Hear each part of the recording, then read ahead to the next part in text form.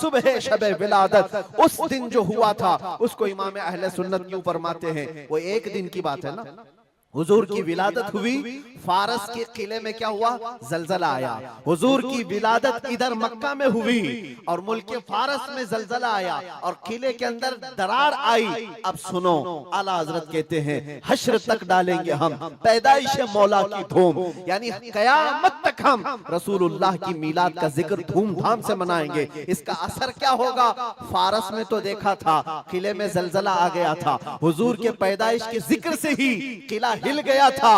اب ہم جب ذکر کریں گے مثل فارس نجد کے قلعے گراتے جائیں گے، مثل فارس نجد کے قلعے گراتے جائیں گے۔ آج جن لوگوں کے قلعے گرتے ہیں یا ہلتے ہیں وہ ذکر مصطفیٰ سے ہی گرتے ہیں، لیکن اس کا ہمیں کچھ اثر نہیں ہونا چاہیے۔ خاک ہو جائیں عدو جل کر مگر ہم تو رضا، دم میں جب تک دم ہے ذکر متن سرمدن ابدا۔ عزیزان گرامی وقار، رمضان المبارکہ کا آخری عشرہ ہے، اور رمضان ہی نہیں، جب ہماری عیدیں آتی ہیں یا جو خاص تقریبات ہوتی ہیں اسلامی ماحول کے اندر، تو در حقیقت یہ صرف اور صرف ہمارے گھر کی یا ہمارے محلے کی خوشیاں نہیں ہوتی، اس میں ایک بہت بڑا میسج ہوتا ہے۔ ان دنوں میں جب آپ عید منا رہے ہوتے ہیں یا رمضان کی راتیں گزار رہے ہوتے ہیں یا شب میلاد منا رہے ہوتے ہیں، تو پوری دنیا کی نظریں تمہاری طرف اٹھی ہوئی ہوتی ہیں، ہر کسی کو تمہیں دیکھنا ہوتا ہے مسلمان ہوتا کون ہے اور مسلمان کیسا رہتا ہے، اور تمہیں ان حالات میں اسلام کو ریپریزنٹ کرنے کا سب سے بہترین موقع ہے۔ آپ رمضان میں کس طرح سے اسلام کو پیش کرتے ہو یہ آپ کی ذمہ داری ہے۔ دنیا آپ کو دیکھ رہی ہے صبح سے شام تک، بلکہ بہت ساری جگہوں پر جو نیگیٹیویٹی پھیلی ہوئی ہے تمہارے حالات کو لے کر، تمہارے اخلاق انہیں پانی پانی کر سکتے ہیں، ان کے تمام ذہن کے فطور کو دور کر سکتے ہیں۔ اس لیے کہ میرے عزیزو، اسلام ایک زندہ مذہب ہے، اسلام تھا، اسلام ہے، اور اسلام اس میں کسی کو شک نہیں ہے۔ قرآن پاک میں بھی رب تعالیٰ نے فرمایا یریدون لیطفئوا نور اللہ بافواہہم، لوگ اپنے منہ کے پھونک سے اللہ کا چراغ بجھانا چاہتے ہیں، وَيَأْبَى اللَّهُ إِلَّا أَن يُتِمَّ نُورَهُ، اور اللہ تبارک و تعالیٰ اس چیز کو ہونے نہیں دے گا، وہ اپنے نور کو مکمل کر کے رہے گا۔ دوسری آیت میں رب تعالیٰ فرماتا ہے وَاللَّهُ مُتِمُّ نُورِهِ وَلَوْ كَرِهَ الْكَافِرُونَ، اللہ تعالیٰ اپنے اس نور کو، نور کس کو کہا گیا ہے؟ اسلام بھی نور ہے، قرآن بھی نور ہے، اور حضور کی ذات بھی نور ہے، اور اس نور کو رب تبارک و تعالیٰ صبح قیامت تک قائم رکھے گا۔ وَلَوْ كَرِهَ الْكَافِرُونَ، کافروں کو اگرچہ یہ بات اچھی نہ لگتی ہو، کسی کو اچھی لگے نہ لگے، لیکن رب تعالیٰ اس کو زندہ رکھے گا۔ پوری ہسٹری اگر آپ اٹھا کر دیکھیں تو اسلام پر کبھی ایسا وقت نہیں آیا کہ پورے صفحہ ہستی سے اسلام ختم ہو گیا ہو، پورا کا پورا مٹ گیا ہو، اور اس کے بعد پھر دوبارہ اس کو زندہ کیا گیا ہو، ایسا کبھی نہیں ہوا۔ ہاں، کربلا ضرور ہوا ہے، بدر و حنین بھی ہوئے ہیں، احد و خندق بھی ہوئے ہیں، چنگیز اور تتاریوں نے قتل عام بھی کیا ہے، تاریخ میں خون بہت کیا گیا ہے، لیکن کبھی ایسی چیز نہیں بتا سکتے کہ پورا کا پورا اسلام دھرتی سے مٹا دیا گیا، ختم کر دیا گیا۔ امپاسبل ہے، ہوگا بھی نہیں، اور اب بھی نہیں ہوگا۔ تو پھر آپ سب کو ڈر کر جینے کی ضرورت کیا ہے؟ جب اللہ نے قرآن میں یہ وعدہ فرمایا کہ صبح قیامت تک اس کو روشن رکھے گا، تو نہیں مرو گے میرے عزیز۔ اکا دکا جو قربانیاں ہوں گی وہ کربلا والوں کے صدقے قبول کر لی جائیں گے۔ قربانیاں جو ہوں گی، جو آج پیش کی جا رہی ہیں، لیکن اسلام تھا اور اسلام ہے، اسلام رہے گا۔ اس کی حقانیت کی بنیاد پر یہ زندہ رہے گا، مسلمانوں کی ٹوپیوں سے نہیں۔ تمہارے چلت پھرت کی وجہ سے اسلام زندہ رہے گا ایسی گارنٹی نہیں ہے۔ اسلام حق مذہب ہے، وہ اپنی حقانیت کی بنیاد پر زندہ رہے گا۔ قرآن اللہ کا کلام ہے، اس کی حقانیت کی بنیاد پر وہ زندہ رہے گا۔ یہ تو ہمارا اور تمہارا امتحان ہے کہ ہم اس پر کتنے عمل کرتے ہیں، ہم اس پر کتنے کاربند رہتے ہیں، ہم اس پر کتنا یقین کرتے ہیں۔ آپ سے میں یہ پوچھتا ہوں، کیا اسلام کے لیے جتنے سیریس ہو آپ، جتنی محبت کرتے ہو، دل و جان سے چاہتے ہو، تو کیا اسلام کے لیے آپ حقیقت میں سیریس ہو، حقیقت میں محبت کرتے ہو؟ اگر حقیقت میں محبت کرتے ہو تو کیا اسلام کو اپنے گھر میں بھی پسند کرتے ہو؟ آپ تو بولیں گے کہ ہاں اسلام کو میں گھر میں پسند کرتا ہوں۔ اپنی ذات پہ اسلام کو پسند کرتے ہو؟ سب سے بڑی بات ہے، یہ ذمہ داری کی بات ہے کہ جس چیز سے آپ محبت کرتے ہو وہ چیز آپ کے گھر میں ہونا چاہیے۔ تو آپ ایک نظر جا کر دیکھیں کہ میرے گھر میں اسلام نظر آتا ہے یا نہیں، میری عورت پر، میری بچیوں پر، میری بہنوں پر اسلام دکھتا ہے کہ نہیں دکھتا۔ یہ تمہاری ذمہ داری ہے۔ سڑکوں پر اسلام زندہ باد کے نعرے لگانا اور گھروں سے اسلام کو دور کرنا یہ ناانصافی ہے۔ یہ ہم اسلام کے ساتھ ناانصافی کر رہے ہیں۔ اگر آپ کو اسلام پسند ہے تو اپنے گھر میں بھی پسند ہو، اپنے چہرے پر بھی پسند ہو، اپنے لباس میں بھی پسند ہو، لیکن جو دگلی پالیسی آپ اس کو عمل کر رہے ہو کہ زبان سے اسلام کے پسند ہونے کا نعرہ لگاتے ہو اور جب عمل کے میدان میں آئیں تو کسی اور کے عمل پر چل پڑتے ہو۔ ایک بات یاد رکھنا اے نوجوانوں، بہت ساری آج ایسی حرکتیں میں دیکھتا ہوں، ٹرینڈ بنتا جاتا ہے، کسی سیلیبریٹی کو دیکھنا اور اس کے فین ہو جانا، دنیاوی اعتبار سے، اسلامی اعتبار سے نہیں۔ اور نوجوانوں نے نقشے سب بدل ڈالے، کپڑے بھی پھاڑ کر پہننے لگ گئے، کانوں میں بالیاں بھی ڈال لی، نتھ آنی باقی ہے اور چوڑیاں پہننا بھی باقی ہے۔ لیکن تقریباً جو کوئی پردہ سیمی میں تمہیں دکھائے گا، یعنی ٹیلی ویژن پر کوئی بہت زیادہ مجرے کر کے دکھائے گا، وہ تمہارا آئیڈیل بن جاتا ہے، اس کی حرکتوں پر عمل کرنے لگ جاتے ہو۔ میں فلاں ایکٹر کا فین ہوں، کوئی لڑکی کہتی ہے فلاں ایکٹریس کی فین ہے، اور سب کچھ وہی چاہیے، کپڑے بھی وہی، کردار بھی وہی، ناک نقشہ بھی وہی، ساری چیزیں۔ ایک بات یاد رکھنا، جس کے اخلاق پر تم عمل کر کے دنیا میں فیشنیبل کہلانا چاہ رہے ہو وہ تمہیں کبھی دیکھنے نہیں آتا، کبھی نہیں دیکھنے آتا۔ تم چاہے یہاں سے چیختے رہو، چلاتے رہو میں تمہارا فین ہوں، اس کو پتا بھی چلتا ہے نہیں پتا کیا معلوم، خامخواہ کسی کے پیچھے بھاگے بھاگے پھر رہے ہو، وہ کبھی نہیں دیکھتا کہ میری طرح کپڑا پہن رہا ہے، میری طرح چہرہ بنا رہا ہے، میری طرح بال کا سٹائل رکھتا ہے، کبھی نہیں دیکھتا۔ لیکن ایک بات یاد رکھو، تاجدار مدینہ رسول کریم صلی اللہ علیہ وسلم کے اخلاق پر جو عمل کرتا ہے، قسم خدا کی دنیا کے کسی بھی کونے میں رہو، آمینہ کے لال تمہیں ملاحظہ فرما رہے ہیں، رسول پاک صلی اللہ تعالی علیہ وسلم تمہیں دیکھ رہے ہیں۔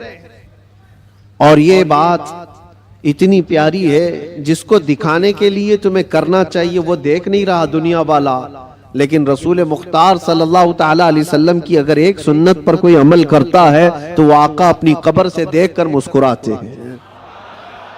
تمہارے اعمال ان کے پاس ہر جمعرات پیش کیے جاتے ہیں، ہر جمعرات کو امت کے اعمال حضور کے پاس پیش کیے جاتے ہیں۔ حضور پاک صلی اللہ علیہ وسلم فرماتے ہیں میں اپنے ہر امتی کو اس کے باپ کے نام سے پہچانتا ہوں، ہر امتی کو اس کے باپ کے نام سے پہچانتا ہوں۔ اب آپ سوچو، کل جمعرات ہے، حضور پاک صلی اللہ علیہ وسلم کی بارگاہ میں پھر فرشتے ہمارے ہفتے بھر کے اعمال لے کر جا رہے ہوں گے، اور ساری خبریں وہاں پر پہنچتی ہیں، اللہ کے نبی صلی اللہ تعالیٰ علیہ وسلم فرماتے ہیں اگر اچھے اعمال میرے پاس آئیں تو میں خوش ہو جاتا ہوں، اللہ کا شکر بجا لاتا ہوں، اور برے اعمال مجھ تک پہنچائے جاتے ہیں تو غم ہوتا ہے اور میں استغفار کرتا ہوں۔ کتنے زمانے تک حضور پاک صلی اللہ علیہ وسلم کو غم پہنچاتے رہو گے؟ کب تک؟ اسی لیے میرے عزیزو، آج کے دور میں خاص طور پر ایسے جو حالات آتے ہیں، عید، بقرعید، میلاد یا جو بھی اوکیشنز آتے ہیں، اس میں تمہاری ذمہ داریاں بڑھ جاتی ہیں، تمہارے اخلاق و کردار پر پوری دنیا نظر رکھتی ہے، ہر ایک دیکھنا چاہتی ہے، اور حقیقت میں دیکھا جائے تو تم حضور پاک صلی اللہ تعالیٰ علیہ وسلم کے ترجمان ہو، تمہارے اخلاق دیکھ کر لوگ حضور کو پڑھنے کی کوشش کریں، نبی پاک صلی اللہ تعالیٰ علیہ وسلم تک پہنچانے کے لیے آپ ذریعہ ہو، آپ کے چلنے پھرنے کے انداز، آپ کے لوگوں سے بات کرنے کے انداز، یہ ساری چیزیں دیکھ کر کے دنیا حضور پاک صلی اللہ علیہ وسلم کو پڑھنا چاہتی ہے کہ ان کے غلاموں میں 1400 سال کے بعد یہ جب اخلاق ہے تو اس نبی کے اخلاق کا حال کیا ہو؟ تو تمہاری ذمہ داری بڑھ جاتی ہے زبان کو پاک کرنا، لوگوں سے ملاقات کے انداز کو بدلنا۔ عزیزان گرامی وقار، نوجوانوں پر آج بہت ساری ذمہ داریاں ہیں۔ ایک بات میں آپ کو بتاؤں، ایک پروپیگنڈا جو پھیلایا گیا، مسلمان سخت ہوتا ہے، مسلمان خونی ہوتا ہے، قاتل ہوتا ہے، آتنکی ہوتا ہے، یا پھر لوٹ مار چوری، ہر طرح کی چیزیں اس کے اوپر تھوپ دی گئی ہیں۔ یورپ کی دنیا میں بھی یہ بہت پھیلایا گیا ہے تاکہ ڈر کے مارے کوئی اسلام کو پڑھنا بھی نہ چاہے۔ تقریباً آج سے 13-14 سال پہلے کی بات میں آپ کو بتا رہا ہوں، اس سے بھی زیادہ پہلے افغانستان میں جب حالات بہت خراب تھے، وہاں پر نیٹو کی ساری فوجیں اتری ہوئی تھیں، ایک بڑی جنگ چل رہی تھی۔ اس وقت امریکہ کی رہنے والی ایک نیوز رپورٹر، لیڈی ہے، عورت ہے، وہ حالات کا معائنہ کرنے کے لیے افغان آئی تھی۔ وہ کہتی ہے کئی دنوں تک میں الگ الگ علاقوں میں جا کر کے رپورٹنگ کرتی تھی اور واپس شام میں اپنی جگہ پر آ جاتی، اپنی قیام گاہ پر آ جاتی۔ ایک بار ایسا ہوا کہ ایک علاقے میں میں پہنچی اور وہاں سے تنہا آ رہی تھی، تو جو فوجی تھے کچھ جو وہاں تعینات تھے، مہینوں سے وہ جنگ کے میدان میں اترے ہوئے فوجی، لیکن اس علاقے کے فوجی نہیں، نیٹو کے فوجی، جس میں تقریباً 45 کنٹریز کے فوجی تھے، یورپ کے سب کے۔ ان فوجیوں میں سے 2 فوجیوں نے اس کو پکڑ لیا، اس عورت کو، اور اس کے ساتھ کچھ غلط کرنے کے ارادے سے وہ ایک اندھیری جگہ پر اس کو کھینچ رہے تھے، لے جا رہے تھے۔ شام کا وقت تھا، اتفاق ایسا کہ 2 نوجوان مسجد کی طرف جا رہے تھے، مومنین میں سے 2 نوجوان وہاں سے گزر رہے تھے، تو وہ 2 نوجوانوں نے اچانک جب یہ حالت دیکھی کہ ایک خاتون کو زور زبردستی پکڑ کر کے کچھ لوگ گھسیٹ رہے ہیں، تو انہوں نے آواز لگائی، اور طاقتور پٹھان لوگ تھے، حملہ آور ہوئے۔ تو فوجی چونکہ غلط نیت سے اس کے ساتھ بدتمیزی کر رہے تھے، چھوڑ کر کے بھاگ گئے، جب تک اس عورت کے کپڑے اپڑے پھٹے ہوئے تھے، حالت بری تھی۔ لیکن یہ 2 نوجوان مسلمان تھے، داڑھی ٹوپی والے، اس خاتون کو وہاں سے آزاد کرایا اور اپنے طرف لے لیا، اپنے پاس لے لیا۔ یہ خاتون کہتی ہے کہ مجھے تو زیادہ ڈر لگ گیا کہ یہ وحشی مسلمانوں کے ہاتھ میں آ گئی، اب پتہ نہیں کیا کریں گے، سیدھے ذبح کرتے ہیں لوگ، کیونکہ بچپن سے پروپیگنڈا دماغ میں تھا۔ امریکہ کی رہنے والی، اس کے دماغ میں یہی ساری چیزیں بھری گئی تھی، مسلمان سخت ہوتا ہے، قاتل ہوتا ہے، آتنکی ہوتا ہے، لٹیرا ہوتا ہے، نہ جانے کیا کیا چیزیں پھیلائی گئی ہیں۔ وہ ڈری ہوئی تھی عورت، کیا پتہ نہیں، وہ تو فوجیوں کے ہاتھ میں تھی، وہ اپنی جسمانی خواہش پوری کر کے چھوڑ دیتے، لیکن یہ لوگ تو بہت خطرناک قسم کے لوگ ہیں، یہ تو سیدھے ذبح کر دیتے ہیں، خون بہا دیتے ہیں۔ ڈری سہمی ہوئی ان 2 نوجوانوں کے ہاتھ میں تو آ گئی، لیکن وہ 2 نوجوان لے کر گئے، ایک کمرے میں اس خاتون کو بند کر دیا اور تالا لگا دیا، بند کر دیا۔ یہ ڈری تھی شاید میری موت کا کوئی پروانہ آنے والا ہے یا کچھ بھی میرے ساتھ کیا جا سکتا ہے، یا ہو سکتا ہے مجھے کڈنیپ کر کے ہمارے ملک سے کچھ میرے بدلے میں مانگنے والے ہوں. طرح طرح کے خیالات آ رہے تھے. وہ نیوز رپورٹر ہے, کہتی رات ہوئی تو اچانک دروازہ کھلا, اور پورا دروازہ نہیں کھلا, باہر ہی سے کوئی بڑی تھال جس میں کھانا پانی سب کچھ تھا, اندر انہوں نے ڈھکیل دیا اور کپڑوں کا ایک جوڑا بھی اندر پہنچا دیا, اور پھر دروازہ بند کر لیا. مجھے جو ضرورت تھی وہ کھانے پینے کی تھی, کپڑے بدلنے کی تھی, کپڑے پھٹے ہوئے تھے, میں نے کپڑے بھی تبدیل کر لیے, کھانا پانی بھی ہو گیا. دوسرے دن بھی برابر وقت پر دروازہ تھوڑا سا کھلتا اور کھانا آ جاتا, پھر بند ہو جاتا. جو ضرورت کی چیز تھی, لیکن کوئی جوان اندر نہیں آ رہا ہے, کوئی جوان اندر نہیں آتا, دروازہ باہر سے بند ہوتا ہے. شام ہو گئی, 2 دن وہاں پر اس نے گزارے. اس کے بعد وہ کہتی ہے کہ اس کے سفارت خانے کے لوگ, اس کے ایمبیسی کے ذمہ دار لوگ آئے ان نوجوانوں کے ساتھ. جب دروازہ کھولا اور ان کی زبان میں, اسی عورت کی زبان میں بات کیا اور کہا کہ ہم تمہارے سفارت خانے سے آئے ہیں, ان نوجوانوں نے آ کر ہمیں یہ اطلاع دی کہ فلاں ملک کی اس طرح کی ایک خاتون مظلوم تھی, ہم نے اس کو پناہ دیا ہے اور اس کی حفاظت کی ہے, آپ آئیں اپنی عورت کو لے جائیں اور اس کے ملک تک صحیح سلامت پہنچائیں. سفارت خانے کے ذمہ دار لوگ آئے, اس خاتون کو سارا واقعہ بتایا کہ ان نوجوانوں نے تیرے لیے غائبانہ طور پر کیا محنت کی. اس کا دماغ پورا الگ طریقے سے چلنے لگا کہ میں نے بچپن سے سنا ہے یہ مسلمان وحشی ہوتے ہیں, آتنکی ہوتے ہیں, قاتل ہوتے ہیں, لٹیرے ہوتے ہیں, یہ تو قدم بھی نہیں رکھتے میرے کمرے میں. میں بھی عورت ہوں, خوبصورت ہوں, جسم میرے پاس ہے, لیکن کبھی انہوں نے دیکھا بھی نہیں مجھ کو. 3 دن ان کے پاس گزاری, اور اس کے بعد جب سفارت خانے کے لوگ ذمہ دار آئے اور اس کو آزاد کروایا, وہاں سے لے جا کر کے وہ اس کے وطن تک پہنچایا. وہاں جانے کے بعد اس خاتون نے جو رپورٹ تیار کی, پوری اپنے سفر کی روداد لکھی, سارا سفر لکھا اور اس حادثے کو بھی لکھا, اور پھر اعلان کیا جو مجھے پڑھتے ہیں, جو مجھے سنتے ہیں, وہ گواہ ہو جائیں کہ میں اسلام کو قبول کرتی ہوں. اس سے بہتر میری عزت کی حفاظت مجھے کہیں اور نظر نہیں آتی. اس لیے کہ عورتوں کی اصل حفاظت اور ان کی عزتوں کی دیکھ بھال اللہ کریم نے جو فرمایا, اور اس کے نبی رسول کریم صلی اللہ علیہ وسلم نے جو فرمایا, وہ آج بھی ایمان والوں کے اندر موجود ہے. نوجوانوں, تمہارے اخلاق لوگوں کے لیے رسول پاک کا ترجمانی کا کام کرتے ہیں, ان کے ایمبیسیڈر ہو آپ. اور خاص طور پر رمضان میں آپ دیکھنا, کئی محلوں میں جہاں تمہاری شباشی ہو رہی ہوتی ہے, رات کی رونقیں, اور اس شہر میں خاص طور پر جو چکا چوند روشنی ہے, اس کو دیکھنے کے لیے بہت سارے لوگ آتے ہیں, بلکہ دوسرے ہی زیادہ آتے ہیں.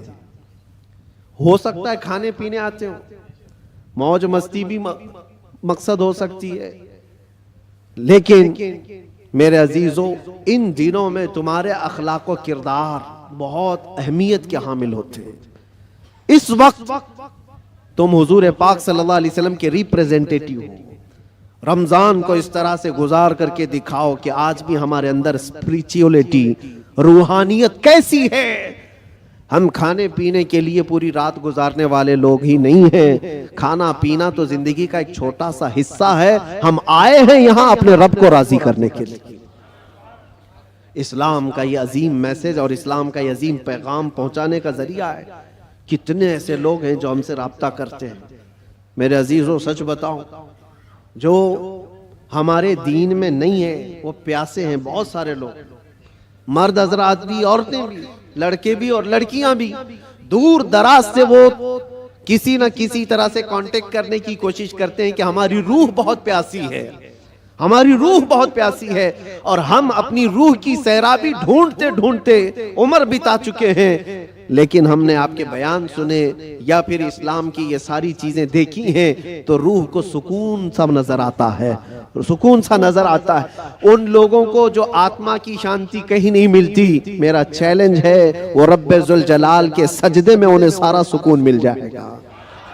اس لیے کہ بنایا ہوا پالنہار حقیقی کا یہ جسم ہے, اللہ کا بنایا ہوا یہ جسم ہے. اور اسی نے قرآن میں یہ فرمایا, الا بذکر اللہ تطمئن القلوب, آگاہ ہو جاؤ اللہ کے ذکر میں ہی تمہارے دلوں کا سکون ہے.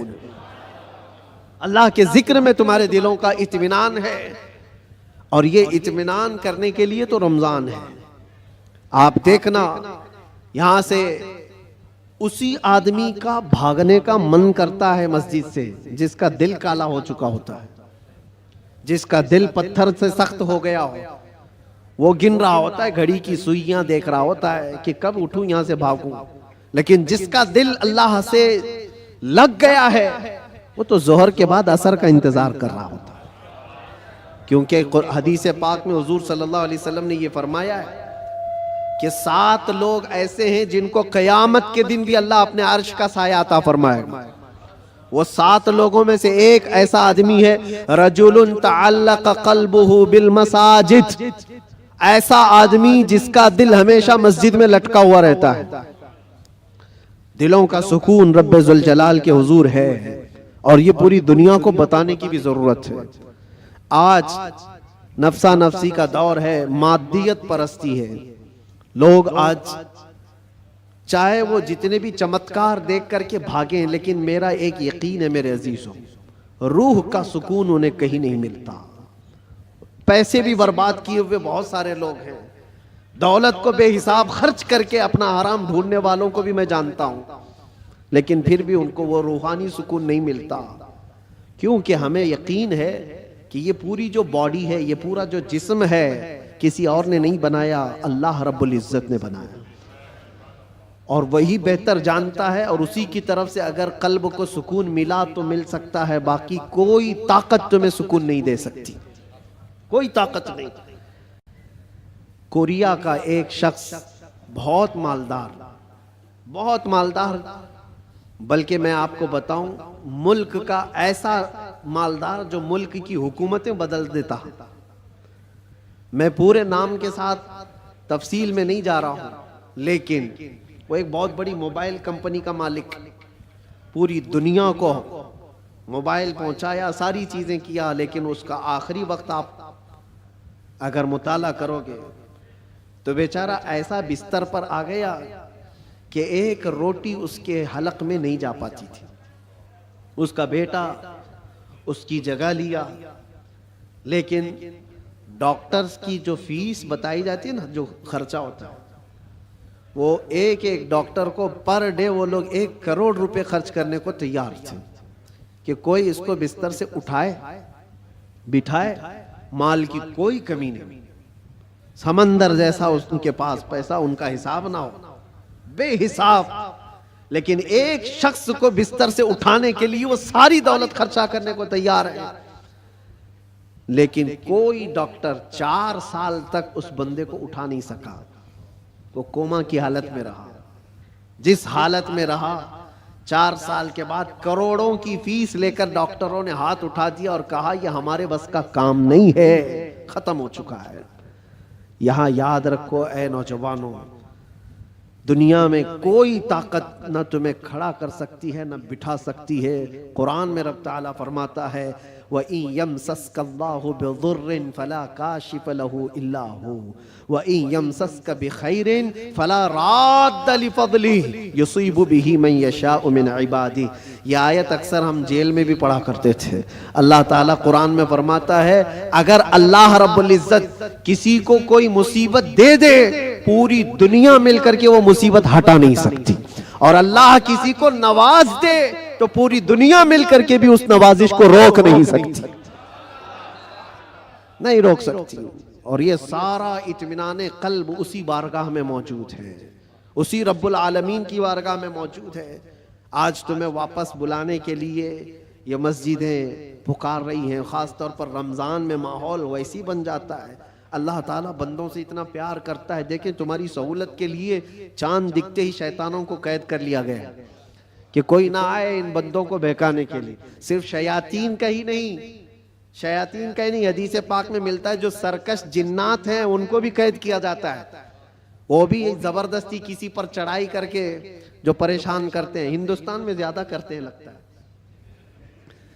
کیونکہ یہ جو آسیب آتے ہیں، کیونکہ بابا یہاں زیادہ ہیں تو جنات بھی یہاں زیادہ ہیں، کیونکہ ہر گلی میں کسی بابا کی دکان ہے، اور جنات بھی یہی سوچ کر کے آتے ہوں گے کہ ان کا دھندا چلنے لگے یہیں سے۔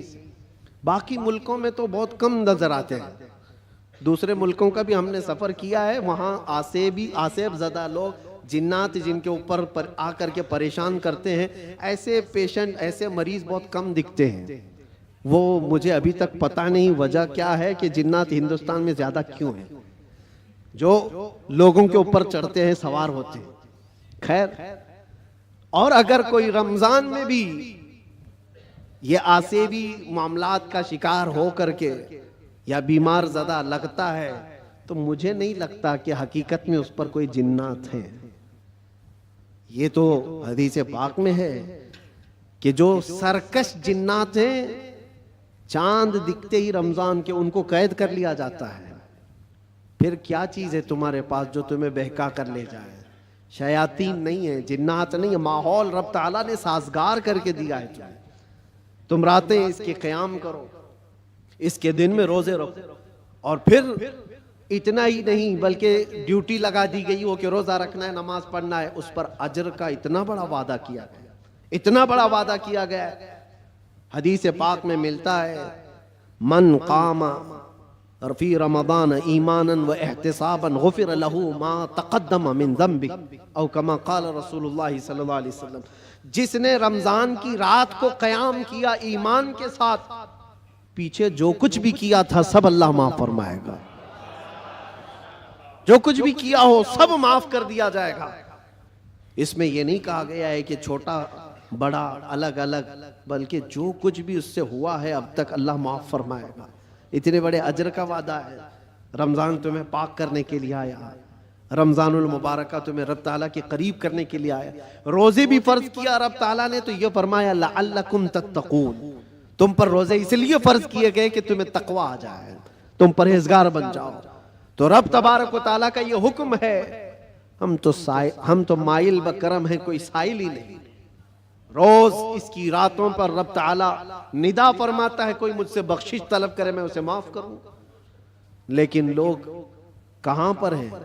بہت سارے حالات ایسے بگڑے ہوئے ہیں کہ تمہاری راتیں بخشش طلب کرنے کی تھی، تم کیرم بورڈ پہ بیٹھے ہوئے ہو، رات بھر بکرے لڑا رہے ہو، مرغے لڑا رہے ہو، چیس کھیل رہے ہو، کرکٹ کے فٹ بال کے گراؤنڈ سجائے جاتے ہیں۔ یہ رمضان اس کے لیے آتا ہے؟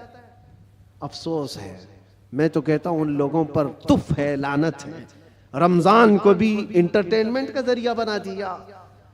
لوگ تو ہمارے بزرگوں میں پہلے یہ ہوتا تھا، بزرگوں کا مطلب اولیاء کاملین کی بات نہیں کر رہا ہوں، گھر کے بڑوں کا بھی یہ حال تھا۔ اب تک بہت سارے گھروں میں رمضان کے آتے ہی ٹی وی پر پورا پردہ ڈال دیتے تھے، چادر اڑا دیتے تھے، بہت ساری چیزیں۔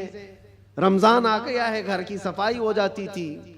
رمضان آ گیا ہے، کوئی ایسی چیزیں نہ رکھی جائے گھر کے اندر، بہت سارے اہتمام ہوتا تھا۔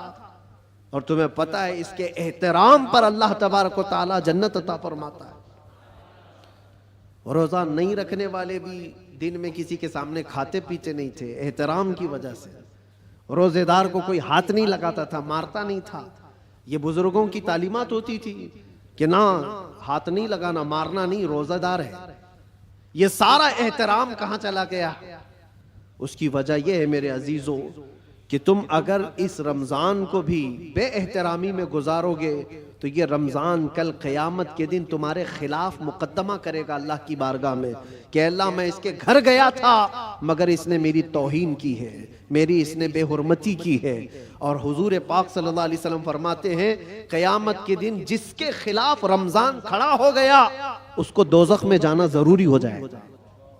رمضان اگر کسی کے خلاف کھڑا ہو گیا تو اپنے خلاف رمضان کو کھڑے ہونے نہ دو، اپنی حمایت میں کھڑے ہونے دو۔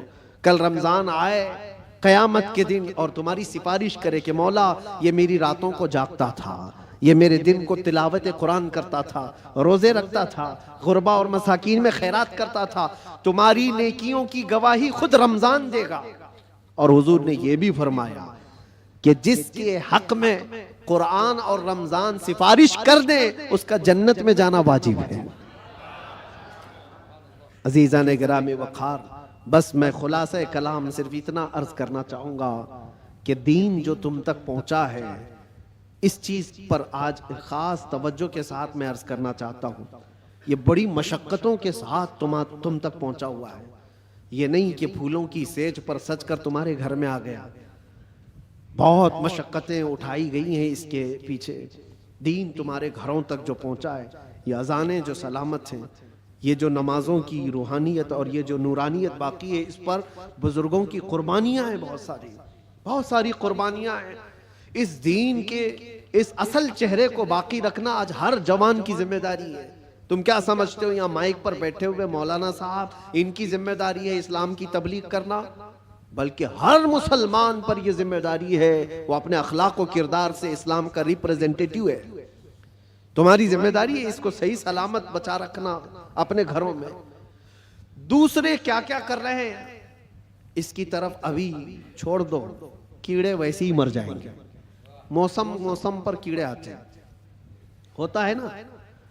کوئی ایک موسم آتا ہے بارش سے پہلے بہت کیڑے دکھتے ہیں، کوئی علاج ہی نہیں ہوتا.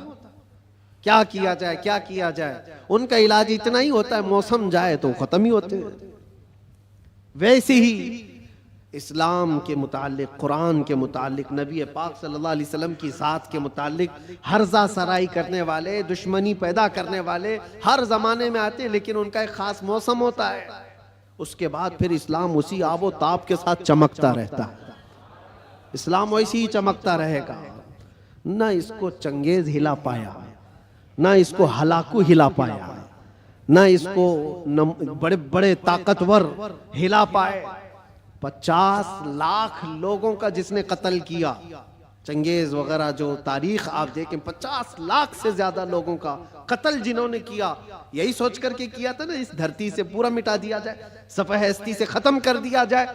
حیرت کی بات ہے جس فوج نے بغداد پر حملہ کیا تھا وہی فوج دائرہ اسلام میں داخل ہوئی تھی. جس کو اقبال نے کہا تھا حرم کو مل گئے پاسباں صنم خانے سے، حرم کو مل گئے پاسباں صنم خانے سے. رب تبارک و تعالیٰ انہی کے درمیان ایمان کی ہدایت عطا فرما دی. یہ ہوتا رہے گا، یہ اسلام کا لہلہاتا ہوا پودا سلامت رہے گا. اور لوگ جس طرح کے آج حالات جو انوائرمنٹ کریٹ کیا گیا ہے، اس سے تمہارا امتحان ہے. تم گھبرا کر کے اب تم کیا چاہتے ہو؟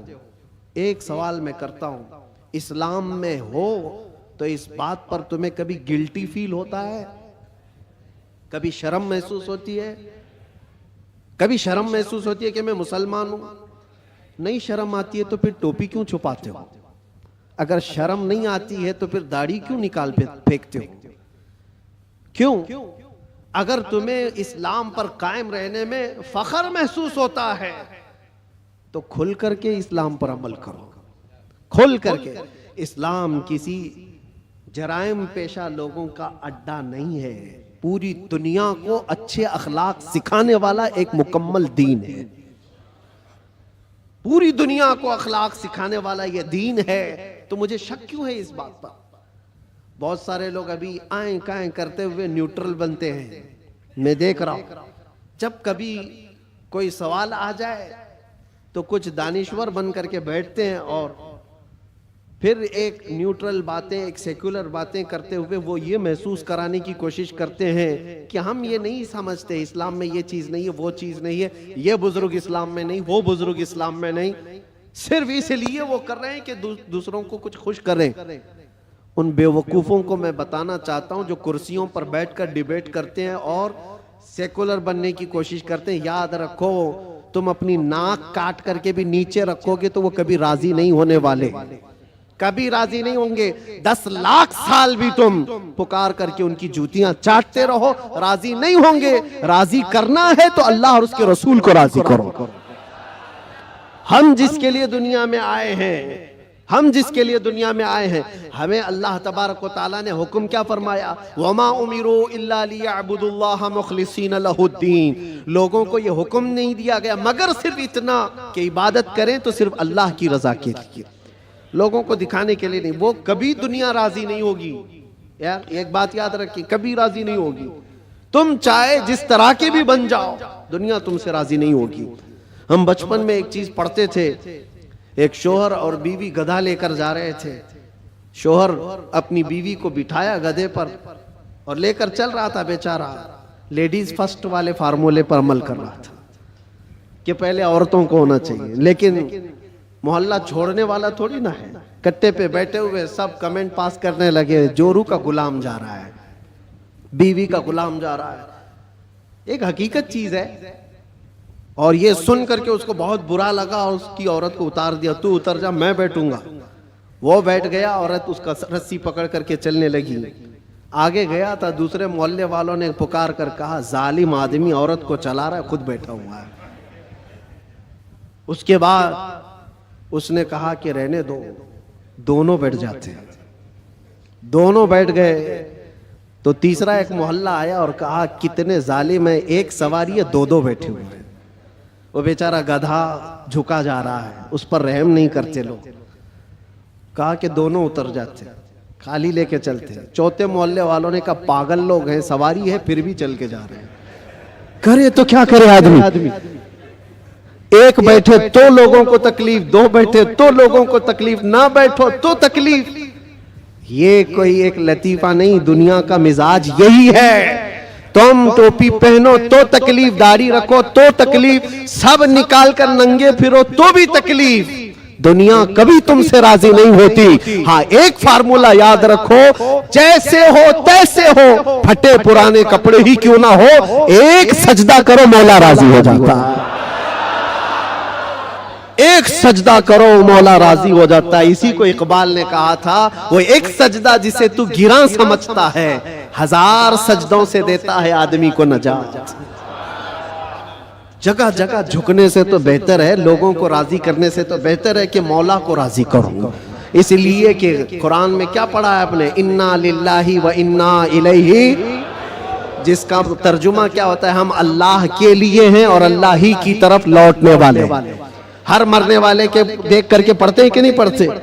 اس کا مطلب کیا ہے، ہم اللہ ہی کے لیے ہیں اور اللہ ہی کی طرف لوٹنے والے. قرآن میں کتنی جگہ اللہ نے فرمایا وَإِلَيْهِ تُرْجَعُونَ وَإِلَيْهِ النُّشُورُ، تم اسی کی طرف پھیرے جاؤ گے، اسی کی طرف جمع کیے جاؤ گے. جب تمہارا عقیدہ یہ ہے کہ جانا ایک ہی جگہ ہے تو ایرے غیرے نتھو کھیرے کو منانے کی کیا ضرورت؟ جس کی بارگاہ میں سارا فیصلہ ہونا ہے اسی کو راضی کرتے ہیں، اور وہ راضی بہت جلدی ہوتا ہے. دنیا جلدی راضی نہیں ہوتی. ان کے ساتھ کیا کیا نہیں کرتے ہیں. ہم نے دیکھا ہے بیچارے 40 سال پارٹی میں تھے، اس کے بعد پھر نکال کر ان کو پھینک دیا گیا اور ان کو پتہ نہیں کون سی منڈلی میں بٹھا دیا گیا. یہ دنیا ہے، تمہاری خدمتوں کو نہیں دیکھتی. ایک دن اگر تم سے کوئی برائی ہوئی تو پچھلے 40 سالوں پر پانی ڈال دیا جاتا ہے. اور وہ رحمان ہے، وہ رحمان ہے، جس کی ایک مثال میں آپ کو بتاؤں. مثنوی شریف میں مولانا روم فرماتے ہیں، جنت البقیع میں ایک 80 سال کا بوڑھا رو رہا تھا. کون تھا یہ؟ بانسری بجاتا تھا، لوگوں کو اپنی سریلی آواز سے بجا بجا کر کے دھن میں مست کرتا تھا. اس پر لوگ اس کو پیسے دیتے تھے. زندگی پوری گزری اسی میں، یہ بجانے میں. اور جب بانسری بجاتا تھا تو بہترین لے تھی اس کے پاس، بہترین طرز تھی، اور اس پر لوگ واہ واہ کرتے تھے، پیسے دیتے تھے. لیکن کب تک بجائے گا؟ جب بوڑھا ہوا تو سانس پھولنے لگی، اب وہ لے ٹوٹ جاتی تھی، بھدی لگنے لگی.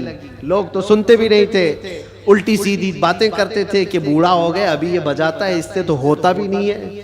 لیکن بیچارے کے پاس اس کے علاوہ کوئی فن تھا بھی نہیں. کرتا تو کیا کرتا، اس کی کمائی کا ایک ہی ذریعہ تھا یہ بانسری بجانا، اور اس کو بجا کر کے لوگوں کو خوش کرتا تھا. لیکن جب اس نے دیکھا کہ اب دنیا ایک پھوٹی کوڑی بھی دینے کو تیار نہیں، فاقے پہ فاقے آ گئے، مرنے کی حالت آ گئی، 80 سال کی عمر ہے. یہ زمانہ حضرت عمر فاروق کا ہے. اس وقت یہ بوڑھا جنت البقیع قبرستان مدینہ طیبہ کا آیا اور اس بانسری کو اپنے گھٹنے سے توڑ ڈالا، توڑ دیا اور کہا پھینک دیا. کہا اے خالق کائنات، تو نے مجھے پیدا کیا، لیکن اگر میرے حصے میں رزق نہیں ہے تو مجھے موت دے، میں قبرستان میں کھڑا ہوں. میں اب کسی اور پر بوجھ نہ بنوں، میں یہیں مروں اور یہیں سو جاؤں، مجھے معاف کر دے مولا. وہ روتا رہا. جب حالات کا مارا ہوا آدمی مولا کی بارگاہ میں روتا ہے نا تو اس کا دل بھر آتا ہے. حالات کا مارا ہوا جب روتا ہے تو اس کے رونے کی آوازیں آسمانوں کو چیر دیتی ہیں. تمہیں اندازہ نہیں, یوں ہی رونے والا الگ ہے, لیکن حالات سے مارا ہوا, دل کا ٹوٹا ہوا جب روتا ہے تو اس کی آوازیں ساتویں آسمان کے اوپر جاتی ہیں. رویا, بے انتہا رویا, اور گر کر کے وہیں سو گیا. نہ کھانا ہے نہ پانی ہے, کئی دنوں کا بھوکا ہے. اللہ اکبر. یہ زمانہ ہے حضرت عمر فاروق رضی اللہ تعالیٰ عنہ مسجد نبوی شریف میں ہے, اور وہ پڑھتے پڑھتے حضرت عمر کو اونگ آئی, اور جیسی ہی ان کو اونگ آئی خواب میں رسول پاک تشریف لائے. فرمایا عمر جلدی اٹھو, اپنے گھر سے کھانا پانی لو, اور جنت البقیع میں اللہ کا ایک مہمان کھڑا ہے, اسے کھلاؤ. حضرت عمر گئے, کچھ نہیں دیکھا, کون ہے کیا ہے پتہ نہیں ہے, کون ہے معلوم نہیں. حکم ہوا, گھر گئے اور توشہ دان لیا, جو کھانے پینے کی چیزیں میسر تھی سب لے کر کے فوراً جنت البقیع آئے. دیکھا کہ کون ہے یہاں پر, اتنی رات گئے, کون بندہ ہوگا. تلاش کرتے کرتے درمیان میں پہنچے تو ایک بوڑھے کو وہاں پر غش کھائے ہوئے پڑا ہوا دیکھا. اس کو اٹھایا, جیسے ہی اٹھایا وہ کانپنے لگا. وقت کا بارعب خلیفہ سامنے کھڑا ہے. وہ قیصر و کسریٰ جس سے کانپتے ہیں وہ عمر فاروق کھڑے ہیں. بوڑھا سوچنے لگا کہیں کوڑے نہ پڑ جائے, میری سزا کا کوئی وقت تو نہیں آ گیا ہے. عمر ابن خطاب سامنے کھڑے, کپ کپی تاری تھی. پوچھا امیر المومنین کیا بات ہے؟ کہا مجھے تو نہیں پتا کیا بات ہے, لیکن مجھے کھانا دے کر بھیجا گیا تجھے کھلانے کے لیے, تجھے کھلانے کے لیے. اٹھ, کئی دن سے تو بھوکا ہے, کئی دن سے تو پیاسا ہے. وہ رونے لگا, اور اس کے بعد توشہ دان لیا, اور پھر پوچھا کس نے بھیجا آپ کو کھانا دے کر, کون کہا ہے؟ کہا کون کہہ سکتا ہے, ہم غریبوں کا آقا, ہم بے سہاروں کا سہارا, وہ یتیموں کا ماوا و ملجا, ہاں جس کو ہر امتی کے درد کا احساس ہے, وہ خواب میں تشریف لائے. اللہ کے حکم سے حضور پاک نے مجھے فرمایا ہے کہ جا اپنے گھر سے کھانا لے جا, اور اللہ کا ایک مہمان قبرستان میں کھڑا ہے, اسے کھلا آ. اتنی بات سننی تھی, وہ چیخ مار کر کے گرا اور کہنے لگا 80 سال تک میں نافرمانی کرتا رہا, 80 سال تک بانسری بجاتا رہا, دور بھاگتا رہا, آج ایک دن کیا اس رحمان کو میں نے پکارا, وہ 80 سال کی ساری چیزوں کو چھوڑ دیا اور میرے پیٹ بھرنے کے لیے وقت کے خلیفہ کو بھیج دیا. اس رحمان کا, اس ارحم الراحمین کا یہ مظہر ہے میرے عزیزوں. آپ کیا سمجھتے ہیں دنیا کو مناتے رہ جاؤ؟ نہیں مانتی, یہ جھوٹی ہے, مکار ہے, عیار ہے, دغاباز ہے. شہد دکھائے زہر پلائے, قاتل ڈائن شوہر کش, اس مردار پہ کیا للچائے, دنیا دیکھی بھالی ہے. سونا جنگل رات اندھیری چھائی بدلی کالی ہے, سونے والوں جاگتے رہیو چوروں کی رکھوالی ہے. آنکھ سے کاجل صاف چرا لے, یا وہ چور بلا کے ہیں, تیری گٹھری تاکی ہے اور تو نے نیند نکالی ہے. وہ تو نہایت سستا سودا بیچ رہے ہیں جنت کا, ہم مفلس کیا مول چکائیں, اپنا ہاتھ ہی خالی ہے. عزیزان گرامی وقار, میں صرف اتنی بات کہنا چاہتا ہوں کہ تمہارے پاس جو دین کا خزانہ ہے, جو اسلام پہنچا ہے, اور خاص طور پر سنیوں کو میں بار بار یہ کہتا ہوں کہ تمہارے پاس دنیا کی اتنی بڑی دولت ہے, اتنی بڑی دولت ہے جس کو آپ کمپیر نہیں کر سکتے کسی اور چیز سے. اس دولت کا نام ہے عشق رسول پاک. سنیوں کے سینوں میں یہ موجود ہے. وہ اپنے نبی پاک صلی اللہ علیہ وسلم کا نام آتا ہے تو انگوٹھے چوم کر کے آنکھوں سے لگا لیتے ہیں بغیر کسی کو بتائے.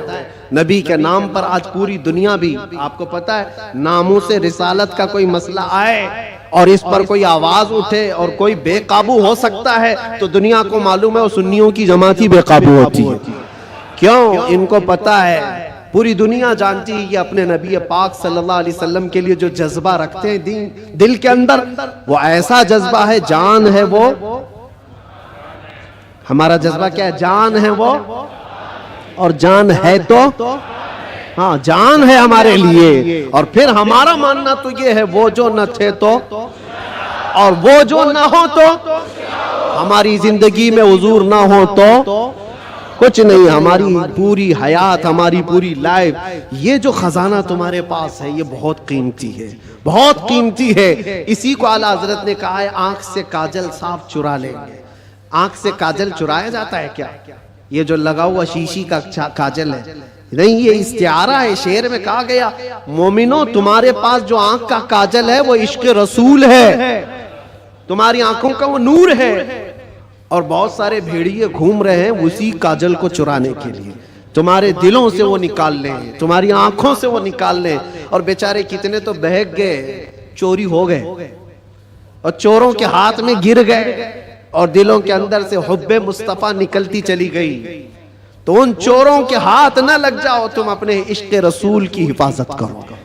اس پہ کوئی کمپرومائز، حضور پاک کی عزت، حضور پاک کی محبت جو تمہارے پاس ایک بہت بڑا خزانہ ہے، اس پر کوئی کمپرومائز کرو گے؟ نہیں کرو. یہ صحابہ کا مسلک ہے، صحابہ کا مذہب ہے. مکہ مکرمہ میں ایک صحابی کو سولی پر لٹکا کر کے کفار و مشرکین یہ کہہ رہے تھے، ان کے ناخنوں کو پکڑ سے کھینچ رہے تھے، ان کی ناک کاٹ رہے تھے، کان کاٹ رہے تھے، ہونٹ کاٹ رہے تھے اور آنکھوں میں گرم سلائیاں پھیر رہے تھے. اور پھر کہہ رہے تھے کہ دیکھو تمہاری جگہ محمد ہوتے تو کتنا اچھا ہوتا. تم آرام کر رہے ہوتے، ان کے نام پر تم کٹے جا رہے ہو، مرے جا رہے ہو. سب کٹ چکا تھا، تب جوش میں وہ صحابی بولنے لگے خبردار، میرے جسم کے ابھی 1000 ٹکڑے ہو جائیں میں برداشت کروں گا، اس نبی پاک کے تلوے میں کانٹا بھی چبھے یہ مجھے گوارا. یہ دولت جس کی حفاظت، یہ صحابہ کا مسلک ہے، یہ صحابہ کا مذہب ہے، جس کے تم امین ہو، جس کے تم امانت دار ہو. آج پوری دنیا وہ چیز کھینچنا چاہتی ہے. حالات جو کچھ بھی ہو، جب بھی حضور پاک کی محبت کی بات آئے، ساری چیزیں ایک طرف، میرے نبی کی ذات ایک طرف. اور پھر میں اسی پر آ کر گفتگو ختم کرتا ہوں. میرے عزیزوں، منانا ہے تو اللہ اور اس کے رسول کو مناؤ. دنیا کبھی تم سے نہ مانے گی، یہ کبھی نہیں مانی تھی. اور جنہوں نے ان کی غلامی کی ہے وہ آج دیکھ رہے ہیں ان کی حالت کیا ہے. وہ ایسی حالت ہو گئی دھوبی کا کتا، نہ گھر کا نہ گھاٹ کا، ادھر کے بھی نہیں رہے ادھر کے بھی نہیں رہے. جنہوں نے غلامی کی ہے اس طرح سے اپنی زندگی نہ گزارو. کچھ تو ان کو راضی کرنے کے لیے گئے تھے بیچارے، نام بھی بدل لیے، کپڑے بھی بدل لیے، سب کچھ کر کے دیکھ لیا، لیکن وہ بڑے خونخوار لوگ ہیں. وہ دوسری کاسٹ کو برداشت نہیں کرتے، تجھے کہاں سے برداشت کرے؟ لات مار کے بھگایا. کئی جگہوں پر یہ حالات تاریخ میں پڑھتے آؤ. اس لیے راضی کرنا ہو تو اللہ اور اس کے رسول کو راضی کرو. اور وہ ابھی میں نے واقعہ بتایا ہے، کتنی جلدی مولا راضی ہوتا ہے، کتنی جلدی مولا راضی ہوتا ہے. یہاں تک کہ ایک حدیث اور سن لو. حضور پاک صلی اللہ علیہ وسلم محو خواب تھے، آنکھیں بند تھیں، اور اس کے بعد اچانک مسکرانے لگے، اور اتنی زور سے کہ آپ کے دندان مبارک نظر آئے. صحابہ نے پوچھا یا رسول اللہ صلی اللہ علیہ وسلم کیا بات ہے؟ تو حضور نے فرمایا اللہ کریم ایک مثال میں مجھے بیان فرما رہا ہے. کیا چیز ہے؟ حضور فرماتے میں تم سے پوچھتا ہوں، صحرا میں کوئی آدمی اپنی اونٹنی لے کر ساز و سامان کے ساتھ جا رہا ہو، صحرا ڈیزرٹ میں، اور ڈیزرٹ کا حال ایسا ہوتا ہے کوئی راستہ ہی نہیں ملتا، اگر بھٹک گیا تو موت بھی ہو جاتی ہے، جس کو موج سراب کہتے ہیں. ہر طرف چمکتا ہوا پانی دکھتا ہے اور جہاں جاتا ہے وہ ریت ہوتی ہے، بالو ہوتی ہے، اور اسی بھٹکنے کے عالم میں اس کی موت بھی ہو جاتی ہے. بہت سارے صحرا کی موت عرب والے جانتے ہیں. حضور پاک صلی اللہ علیہ وسلم صحابہ سے پوچھتے ہیں اگر کوئی بندہ صحرا کا سفر کر رہا ہے، ساتھ میں کھانا پانی اور اونٹنی ساتھ میں سفر کے سواری ہے، لیکن بیچ راستے میں ایک جگہ پہنچا جہاں اسے نیند آئی اور سو گیا، اس کی اونٹنی بھی غائب اور اس کا ساز و سامان بھی ختم. جب اٹھا تو پریشان. اب یہ عرب کے لوگ بہتر جانتے ہیں صحرا میں کسی کے کھانا پانی ختم ہو جائے، سواری چلی جائے تو اس کا کیا حال. وہ بندہ جب نیند سے اٹھا تو ہر جگہ ڈھونڈا، اس کی اونٹنی کہیں نہیں ملی، اس کا کھانا پانی کہیں نہیں ملا، ہر جگہ سے ڈھونڈ ڈھونڈ کر تھک گیا، موت کے قریب تھا، موت کے قریب تھا. پھر اچانک اس کو نیند لگی. ایک دن گزرا کہ 2 دن، جو بھی ہے موت کے قریب تھا، نیند آ گئی. تھوڑی دیر کے بعد آنکھ کھلی تو اس کی اونٹنی بھی سامنے ہے، کھانا بھی سامنے. اب سنو یہ مثال ہے. حضور پاک صلی اللہ علیہ وسلم فرماتے صحابہ سے، اے میرے صحابہ بتاؤ اس صحرا میں چلنے والے مسافر کو کتنی خوشی ہوگی اپنا کھویا ہوا اونٹ مل جائے، اپنا کھویا ہوا کھانا مل جائے، اس کی جان میں جان آئے، کتنی خوشی ہوگی. صحابہ کہتے ہیں یا رسول اللہ اس کی زندگی کی سب سے بڑی خوشی ہے وہ کہ موت کے منہ میں جا چکا تھا لیکن واپس اس کا کھویا ہوا اونٹ بھی ملا، کھانا بھی ملا، اس کی خوشی کو تو کوئی نہیں پہنچ سکتا۔ حضور پاک صلی اللہ علیہ وسلم فرماتے ہیں بلا تشبیہ و بلا تمثیل، یہ مثال کے لیے حضور نے فرمایا اے میرے صحابہ، جب ایک بندہ بھٹک جاتا ہے، گناہوں میں لگ جاتا ہے، اور پھر جس دن وہ توبہ کر کے واپس آتا ہے، اس مسافر کو جتنی خوشی نہیں ہوئی مولا کو اس سے زیادہ خوشی ہوتی ہے۔ میرا بھٹکا ہوا بندہ میرے پاس واپس آ گیا ہے، میرا بھٹکا ہوا بندہ میرے پاس واپس آ گیا۔ رب تبارک و تعالیٰ خوشی کا اظہار فرماتا ہے۔ اس لیے اے نوجوانوں، رب تبارک و تعالیٰ کی رحمت تو تمہیں تھامنے کے لیے ہمہ وقت ہے، ہمہ وقت تیار ہے، لیکن آپ اس سے دوڑے دوڑے بھاگ کر کے ان راتوں کو اگر کیرم میں، مرغے لڑانے میں، بکرے لڑانے میں اور دنیا بھر کے انٹرٹین میں گزارتے ہو تو یہ کتنی بڑی بدنصیبی ہے۔ اس رب تبارک و تعالیٰ کے حضور حاضر ہو کر کے اپنی بخشش طلب کرو۔ بس اسی کے ساتھ میں خاتمہ کرتا ہوں اپنی گفتگو کا۔ اور ایک بات، اسلام اور دین جو تمہارے گھروں میں، اس کی حفاظت تمہارے کندھوں پر ہے۔ ہر گھر میں ذمہ داری ہے، اپنے بچوں کو یہ سکھا کر کے جاؤ دین ہمارے گھر میں جو آیا ہے وہ انٹرنیٹ سے نہیں آیا ہے، یہ بزرگان دین کا فیض و کرم ہے جو ہم تک یہ دین پہنچا ہے۔ ان کے طور طریقوں کو زندہ رکھو۔ یہ جو ہماری مسجدوں میں گاہے بگاہے یہ پروگرام ہیں، رات کے رمضان المبارکہ کی تا کراتے ہیں، شب میلاد، جو بھی ہے، یہ دین کا چہرہ باقی رکھنے کی کوشش کی گئی ہے، اس کو زندہ رکھنا ہمیشہ۔ اس لیے کہ انٹرنیٹ پر بھی بہت سارے چور آئے ہوئے ہیں، نئے نئے چیزیں لا کر کے تمہارے ایمان کو لینا چاہتے ہیں، آنکھ سے کاجل صاف چرا لیں گے۔ اور ایسے بہت آئے، حدیث نمبر یہ، حدیث نمبر یہ، حدیث نمبر یہ، آیت نمبر یہ، آیت نمبر یہ، آیت نمبر یہ۔ صاحب نے نوجوان کو ایسا لگتا ہے کیا ریفرنس دیتا ہے، کتنا دماغ ہے اس کا۔ اس سے زیادہ دماغ تو وہ میڈیکل سٹور پہ کھڑا ہوا بندہ ہے جس کو ہر دوائی پتہ ہے کہاں رہتی ہے، چٹی دیکھا سیدھے جا کے لا کے دیتی، اس کا کام ہے، وہ اس میں ماہر ہے۔ اس طرح سے اگر کسی کو صرف اور صرف یہ دیکھ رہے ہو کہ صرف ریفرنس دیتا ہے، نمبر بولتا ہے، تو اس کا مطلب یہ نہیں ہے کہ وہ پورے دین کا ریپریزنٹیٹیو ہے۔ ضروری نہیں، تم تک جو دین پہنچا ہے معیار یہ دیکھنا کہ اگر غوث و خواجہ کی محبت سلامت ہے، اگر صحابہ و تابعین کی محبت سلامت ہے تو یہ دین کا صحیح راستہ ہے۔ اس لیے کہ رب تبارک و تعالیٰ نے بھی یہی فرمایا ہے، دعا یہی کرو اس راستے پر اللہ ہمیں چلا جس پر چلنے والوں پر تو نے انعام نازل فرمایا۔ انعام کس پر نازل ہوا ہے؟ صدیق اکبر پر ہوا ہے، فاروق اعظم پر ہوا ہے، عثمان غنی پر ہوا ہے، حیدر کرار پر ہوا ہے، حسنین کے راستے پر چلنے والے پر انعام نازل ہوا ہے، وہ صحابہ تابعین اولیاء کاملین کے راستے پر چلنے والوں پر انعام نازل ہوا ہے۔ اسی راستے کا نام غوث کا راستہ ہے، اسی راستے کا نام غریب نواز کا راستہ ہے، اسی راستے کا نام مسلک اعلی حضرت ہے۔ اس سے ادھر ادھر آئیں بائیں نہ کرنا۔ اللہ سلامت رکھے دین پاک کو اور عشق رسول کو اپنے گھر میں محفوظ رکھنا ہے تو اس راستے کی حفاظت کرو، اس راستے کی حفاظت کرو، اس چہرے کی حفاظت کرو۔ اللہ کریم کہنے سننے سے زیادہ ہمیں عمل کی توفیق عطا فرمائے۔ زندگی یہ نہیں کسی کی کسی کے لیے، زندگی ہے نبی کی، نہ سمجھ مرتے ہیں زندگی کے لیے، جینا مرنا ہے سب کچھ۔ لبیک یا رسول اللہ، لبیک یا رسول اللہ، لبیک یا رسول اللہ۔